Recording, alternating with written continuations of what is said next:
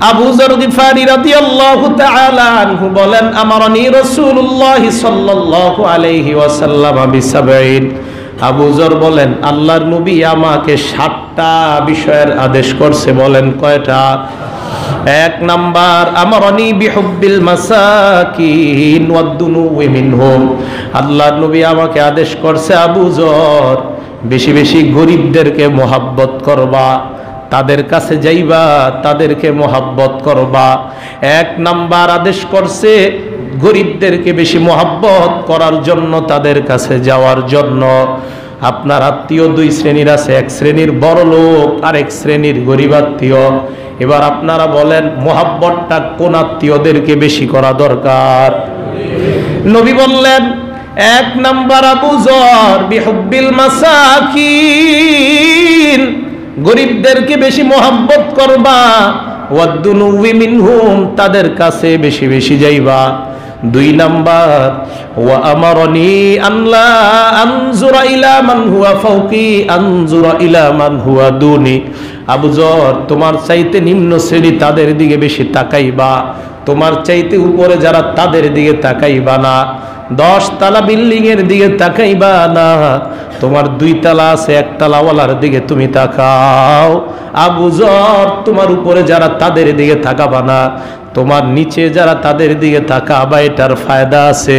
তোমার উপরে যারা তাদের দিকে যদি তুমি তাকাও, অন্তরের মধ্যে তোমার কষ্ট লাগতে পারে, আহারে তার 10 তলা বাড়ি, আমার 10 তলা বাড়ি নাই। আবু যর নিম্ন শ্রেণীর দিকে যদি তুমি তাকাও, ওই সময় তুমি বলতে পারবা আল্লাহ তার থেকে তুমি আমারে ভালো রাখছো আল্লাহ। তখন তোমার জবান থেকে বের হবে আলহামদুলিল্লাহ, আল্লাহ তার থেকে আমাকে ভালো রাখছেন। এই জন্য নবী বললেন নিম্ন শ্রেণীর দিকে তাকাও, ধনী শ্রেণীর দিকে তুমি তাকাইবা না। 3 নাম্বার, ওয়া আমারনি আন আসিলার রহিমা ওয়া ইন আদবারতু। নবী আমাকে আদেশ করছেন আত্মীয়তার সম্পর্ক রক্ষা করার জন্য। কিভাবে আপনাদেরকে বুঝাই? প্রায় হাদিসের মধ্যে নবী একই কথা বারবার বলেন, আত্মীয়তার সম্পর্ক রক্ষা করো, আত্মীয়তার সম্পর্ক। আল্লাহ জানে নবী কেন বেশি গুরুত্ব দিলেন। গুরুত্ব দেওয়ার কারণ হলো এই জামানায় এমন লোক তালাশ করে পাইবেন, যেই লোককে প্রশ্ন করবেন তোমার ফুফুর বাড়ি কোথায় বলতে পারে না, জানে নোয়াখালীর কোন জেলায় বলতে পারে না, কোন থানায় বলতে পারে না, তোমার অমুকের বাড়ি কোথায়, শুনছি আমার 10 জন ফুফু আছে, 10 জন ফুফুর মধ্যে 4 জনের বাড়ি চিনি, 6 জনের বাড়ি আমি চিনি না। হায় হায় সর্বনাশ!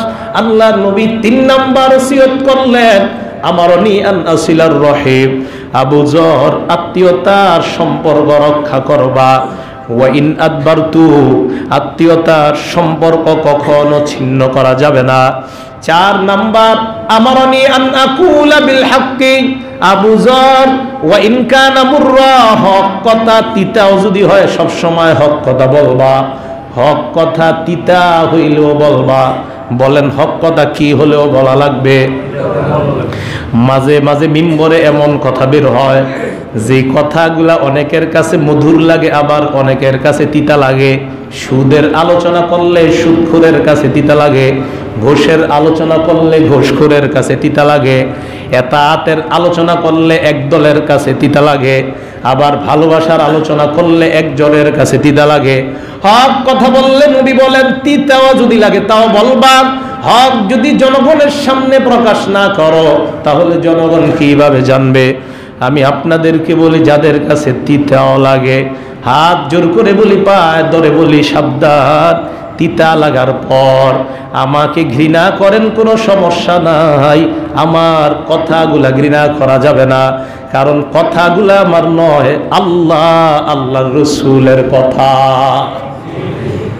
নবীজি বললেন 4 নাম্বার, তিতাও যদি লাগে হক কথা বলবা। আপনার সন্তানটা অপরাধ করতেছে, এই অপরাধে বাধা দিলে দেখেন আপনার বিবি বলে, ছেলেটারে এত আপনি বাধা দিয়েন না, তুমি কি বলতেছো, আমার সামনে সন্তানটা নষ্ট হয়ে যায়, বাধা দিব না কেন? আল্লাহর নবী বলেন তিতা যদি বিবির কাছে লাগে তাও তুমি অন্যায় বাধা দেওয়া লাগবে। 4 নাম্বার গেল হক কথা বলতে তিতা লাগলেও বাধা দেওয়ার প্রয়োজন। 5 নাম্বার আমারনি রাসূলুল্লাহ সাল্লাল্লাহু আলাইহি ওয়াসাল্লাম, আল্লাহর নবী আমাকে আদেশ করছেন আল্লাহ আসআলা আহাদান শাইআ, আবু যর বিপদে পড়লেও কারো কাছে কিছু চাইবা না, বিপদে পড়লে কারো কাছে কিছু চাইবা না। আল্লাহর কাছে বারবার বলো আল্লাহ আমি অভাবগ্রস্ত, আল্লাহর কাছে বলো। আবু যর যথাসম্ভব কারো কাছে প্রকাশ করবা না। এই জন্য নবী বলেন যারা কারো কাছে কিছু প্রকাশ না করে এ টাকাওয়ালার দল, তাদেরকে খুঁজা খুঁজা তোমাদের বের করা দরকার। নবী বলছেন তুমি চাইবা না, আবার আমাদেরকে বলছেন না চাই কি হইছে, যারা চায় না তাদেরকে তালাশ করে তোমরা বের করবা। হ্যাঁ, নবী একদিকে বললেন তুমি চাইবা না, আরেকদিকে বলতেছে যেটা না চায় ওটারে তালাশ করে বের করো। দায়িত্ব কিন্তু 2 শ্রেণীরই দিয়ে দিছে। এক শ্রেণীকে বললেন তোমার অভাব তুমি প্রকাশ করবা না, আরেক শ্রেণীকে বললেন অভাবীকে তালাশ করে বের করবা। প্রিয় মুসল্লি ভাইয়েরা, হাদিসগুলা খুব বুঝার প্রয়োজন। একদিক দিয়ে বলে তুমি প্রকাশ করবা না, আরেক দিক দিয়ে বলতেছে টাকাওয়ালা তুমি তালাশ করে বের করো কার অভাব। আবু যর বলেন 5 নাম্বার আল্লাহ আসআল আহাদান শাইআ, কারো কাছে যেন আমি কোনো কিছু প্রকাশ না করি, আল্লাহর নবী আমাকে বলছেন। 6 নাম্বার আমারনি আল্লাহ আখাফা ফিল্লাহি লাউমাতা লাইম, আল্লাহর নবী আমাকে আদেশ করছেন আল্লাহর হুকুম বাস্তবায়ন করার ক্ষেত্রে কোন নিন্দুকের নিন্দা যেন আমি ভয় না পাই। আল্লাহর হুকুম বাস্তবায়ন করার ক্ষেত্রে কোন নিন্দুকের নিন্দা যেন আমি ভয় না পাই।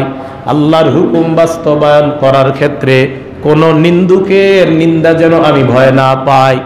এ শহরের ভাইয়েরা, নিজের মেয়ের বিয়ের অনুষ্ঠান করতেছেন, এক জায়গায় নারী পুরুষ আপনি বসাইলেন, ওই জায়গায় আপনার পরীক্ষা আল্লাহরে ভয় করেন নাকি দুনিয়ার মানুষের কথার ভয় করেন। আপনি যদি আল্লাহকে ভয় করেন, নারী আর পুরুষের মাঝে একটা পর্দার ব্যবস্থা আপনি করবেন। নিন্দুকরা বলবে তুমি দেখি আগের জামানায় ফিরে গেছো, পর্দা লাগানোর কি প্রয়োজন। আপনি বলবেন আমি আল্লাহর হুকুম বাস্তবায়ন করার ক্ষেত্রে কোনো নিন্দুকের নিন্দা ভয় করি না। আমার বোনের বিয়া যখন হয়েছে বাড়িতে, আমার আগের বোন, আমার চাচাতো বোন 3 জন, আমার আপন বোন 2 জন, তবে সবাই জানে আমরা 5 বোন, আসলে আমরা 2 বোন। আমার চাচাও নাই চাচিও নাই, তাই সবাই জানে আমরা 5 বোন। আগের গুলার কথা আমি জানি না, ছোট ছিলাম, কিন্তু আমার সামনে যাদের বিয়ে হয় অনেক নিন্দুকের অনেক কথা আমি শুনছি, কিন্তু যথাসাধ্য আমি চেষ্টা করছি। আমি জানি বিয়ের দিনকে কেন্দ্র করে হাজার হাজার গুনাহ হয়। ভাত ফালানোর গুনাহ হয়, রাইস ফালানোর গুনাহ হয়, মুরগির রোস্ট অর্ধেক খায়া চামচাটা কেমন খবিসের ঘরে খবিস, মুরগি সামান্য খায় বাকিটা খায় না। কয় কেন? কয় পেস্টিজে বাদে, পেস্টিজ তাই মুরগি একটু খায় আর খায় না। না না, আপনি কোথায় পেস্টিজ দেখাইলেন? আল্লাহর নবীর সাহাবার চাইতে আপনি বড় পেস্টিজ দেখাইতে পারেন না। হাবিবের সাহাবা গভর্নরদের সামনে বসে রুটি খাওয়ার জন্য, রুটি জমিনের মধ্যে যখন পড়ে যায়, রুটিটা উঠাইয়া ওই রুটি যখন উনি খায়, একজন কানে কানে আইসা বলল, ও আল্লাহর নবীর সাহাবা, কত দামি দামি গভর্নররা এই জায়গায় বসা, কত দেশের বাদশারা বসা, তাদের সামনে আপনি রুটিটা এইভাবে না উঠাইলেও পারতেন। উনি এবার রাগান্বিত ভাষায় জবাব দিয়ে দেন, আতরুকু সুন্নাতা হাবিবি লিহাউলাইল হুমাকা, এই আহমকদের কারণে আমি আমার নবীর সুন্নত ছেড়ে দিব, এটা কখনো হতে পারে না। এই আহমকদের কারণে আমার নবীর সুন্নত ছাড়ব অসম্ভব।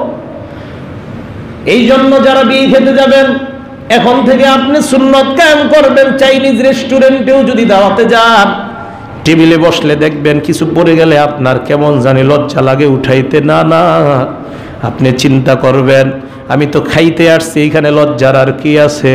আমি উঠায় খাবো। আমি উঠাইলে আমার আল্লাহ খুশি হয়, না উঠাইলে বান্দা খুশি হয়। উঠাইলে আমার আল্লাহ খুশি হয়। আপনারা জোরে বলেন, খুশি কি বান্দাকে করব নাকি আল্লাহ? আপনি উঠাইলেন, উঠাইলে আল্লাহ খুশি হয়, ফেলে রাখলেন বান্দা খুশি হয় আর শয়তান খুশি হয়। তো খুশি করব কাকে আমরা? আল্লাহকে। আবু যর বলেন, নবীজি আমাকে বললেন আল্লাহর হুকুম বাস্তবায়ন করতে গিয়ে নিন্দুকের নিন্দা ভয় করা যাবে না। ঢাকা শহর যদি আপনি একটা পর্দা টর্দা লাগান কোথাও, বলবে আরে কি আপনি কি খেত? হ্যাঁ, গোসলখানার আশেপাশে যদি আপনি আপনার বিবি আপনার মেয়েদেরকে হেফাজতের জন্য আলাদা একটু অতিরিক্ত পর্দা লাগান, তা আপনি কি খেত? আপনি বলবেন তুই খেত। আল্লাহর হুকুম বাস্তবায়ন করার ক্ষেত্রে তোমার নিন্দা আমি ভয় করি না। আল্লাহর হুকুম আমি বাস্তবায়ন করতেছি, তুমি যা বলার বলো, আমি কাউকে ভয় করি না। পারবো না ইনশাআল্লাহ? আল্লাহর হুকুম বাস্তবায়ন করার ক্ষেত্রে কোন নিন্দুকের নিন্দা ভয় করা যাবে না। 7 নাম্বার আবু যর বলেন, আমারানি আনুকসিরা মিন লা হাওলা ওয়ালা কুওয়াতা ইল্লা বিল্লাহ। আল্লাহর নবী 7 নাম্বার আদেশটা আমাকে করছে, আবু যর বেশি বেশি লা হাওলা ওয়ালা কুওয়াতা ইল্লা বিল্লাহ পাঠ করবা। হুজুর কেন? আল্লাহর নবী বললেন, ফাইন্নাহুন্না মিন কানজি তাহতিল আরশ, আরশের নিচে এই খাজানা আর ধনভাণ্ডার, এই ধনভাণ্ডারের মধ্য থেকে লা হাওলা ওয়ালা কুওয়াতা ইল্লা বিল্লাহ, যেই মাত্র লা হাওলা ওয়ালা কুওয়াতা পড়লা, কেমন যেন আরশের নিচের ধনভাণ্ডারের মালিক হয়ে গেলা। সহিহ হাদিস। আরশের নিচের ধনভাণ্ডারের মালিক আমরা হইতে চাই না? বাস লা হাওলা ওয়ালা কুওয়াতা ইল্লা বিল্লাহ বেশি বেশি পড়ব। গত কয়েকদিন জুমা শিখলাম আস্তাগফিরুল্লাহ, আজকে শিখলাম কি লা হাওলা ওয়ালা কুওয়াতা ইল্লা বিল্লাহ। জান্নাতের মধ্যে জান্নাতীরা যাবে, কোনো জিনিসের আফসোস হবে না। ক্বালা রাসূলুল্লাহ সাল্লাল্লাহু আলাইহি ওয়াসাল্লাম, লাইসা ইয়াতাহাসসারু আহলুল জান্নাতি ফিল জান্নাহ আলা শাইইন ইল্লা সাআ লাম ইয়াযকুরুল্লাহা ফিহা। জান্নাতীরা জান্নাতে যাওয়ার পর কোন জিনিসের উপর কোনো আফসোস করবে না, কোন জিনিসের উপর কোনো পেরেশান তারা হবে না। তবে একটা জিনিসের উপর তারা আফসোস করবে, ওই সময়টার উপর তাদের বড় আফসোস হবে, যেই সময়টা আল্লাহর জিকির করতে পারে নাই, যেই সময়টা দুনিয়াতে আল্লাহর নামটা স্মরণ করতে পারে নাই, ওই সময়গুলার জন্য আফসোস করবে। কেন আফসোস করবে? আল্লাহর স্মরণ করার কারণে। জান্নাতীরা যখন বারবার একের পর একটা মর্যাদা যখন তারা পাইতেই থাকবে, আবার তাকায় দেখবে আমার ভাই আমার চাইতে আরো বেশি মর্যাদাবান, আমার ভাই আমার চাইতে আরো বেশি মর্যাদাবান, তার ভাই তার চাইতে আরো বেশি মর্যাদাবান। জান্নাতি তখন আফসোস করবে, হায় হায় আমার চাইতে ওই লোকটা আল্লাহর স্মরণ বেশি করছে, আমার চাইতে ওই লোকটা আরো বেশি করছে আল্লাহর স্মরণ। আজকে আল্লাহকে যত বেশি স্মরণ করার কারণে তাদের মর্যাদা বাড়ায় দিলেন আল্লাহ। আমিও যদি সার্বক্ষণিক আল্লাহর স্মরণ করতাম, আজকে আল্লাহ আমাকে ওই মর্যাদায় পৌঁছায় দিতেন। আফসোস কর যে সময়টা আল্লাহর জিকিরে কাটায় নাই। মুসল্লি ভাইয়েরা ঝগড়া বাদ দেন, কে হানাফি কে শাফি কে লামাযহাবি কে মাযহাবি ঝগড়া বাদ দেন, কে সুন্নি কে ওয়াহাবি, এই ঝগড়া করার আর সময় নাই। যারা ঝগড়া করতে আসবে বলবেন, ও ভাই ঝগড়ার আমার সময় নাই, কারণ এই সময় আমার আল্লাহর নামটা নিতে হবে। আমার আয়েশা বলবে, তোমার এই নামাজ হয় না, ওই নামাজ হয় না, শুধু জবাব দিয়ে দিবেন, আমাদের খতিব সাহেব আমাদের ইমাম সাহেব যেই নামাজ পড়ায় আমিও ওই নামাজ পড়ি। ভাই তোমার সাথে ঝগড়া করার আমার সময় নাই, এই সময় ঝগড়া করলে আমার লাভ হবে না, আমি এই সময়টা পড়ব লা হাওলা ওয়ালা কুওয়াতা ইল্লা বিল্লাহ। যখন কেউ ঝগড়া করতে আসবে, মাযহাব নিয়ে যদি ঝগড়া করতে আসে, নামাজে হাত কোথায় উঠাইবেন ঝগড়া করতে যদি আসে, আপনি কয়েকবার আস্তে আস্তে পড়বেন লা হাওলা ওয়ালা কুওয়াতা ইল্লা বিল্লাহ, লা হাওলা ওয়ালা কুওয়াতা ইল্লা বিল্লাহ। জানেননি কেন পড়বেন? কারণ যেই লোকটা আসছে এই লোকটাকে শয়তান আপনার কাছে নিয়ে আসছে। যখন বারবার লা হাওলা ওয়ালা পড়বেন, শয়তানও দূর হয়ে যাবে, ওই লোকটাও আস্তে আস্তে দূর হয়ে যাবে। ওই লোক মনে মনে বলবে, আমি তার কাছে গেলাম তাকে দাওয়াত দেওয়ার জন্য, নামাজে কোথায় হাত বাঁধবা, যাওয়ার পর দেখলাম লোকটা বলে লা হাওলা ওয়ালা কুওয়াতা ইল্লা বিল্লাহ, আমি তার কাছে গেলাম দাওয়াত দেওয়ার জন্য, উল্টা দেখি উনি পড়ে লা হাওলা ওয়ালা কুওয়াতা ইল্লা বিল্লাহ। তখন ওই বেটা বুঝতে পারবে, আহারে ঝগড়া কইরা নিজের মূল্যবান সময় কত নষ্ট করলাম, আমিও মূল্যবান সময় নষ্ট করব না, আমিও পড়ব এখন থেকে লা হাওলা ওয়ালা কুওয়াতা ইল্লা বিল্লাহ। সময় নষ্ট করার সময় আছে আমাদের? নাই কোনো সময়। রাজনীতি পেঁচাল বাদ, সব বাদ। কেন বলতেছি জানেন? সব বাদ।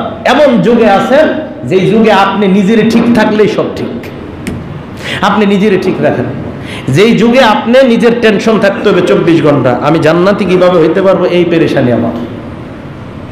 রাজনীতি কি হবে না হবে এটি আলেমরা বুঝবে, রাজনীতির ময়দানে কি হবে ওলামায়ে কেরাম সময় সময় আপনাদেরকে বলবে এখন রাজনীতি কোন গতি, এখন কি গতি, কারণ ইসলামে রাজনীতি আছে, সব আছে। কিন্তু আপনার ধান্দা, আপনাদের ধান্দা শুধু আমি জান্নাতি হতে হবে। চায়ের দোকানের সামনে বৈশা আজাইরা পেঁচালে আমার কোনো লাভ নাই, আমার জান্নাতি হতে হবে। চায়ের দোকানের সামনে বৈশা হঠাৎ কথা উঠে যাবে, দেখবেন নামাজে নিয়ত বানমুখী নাবির উপরে না নিচে, আস্তে উঠে হিসাব, আস্তে উঠে হিসাব। আপনার পেঁচালের সময় নেই। কথা কি বুঝে আসছে প্রিয় মুসল্লি ভাইয়ারা?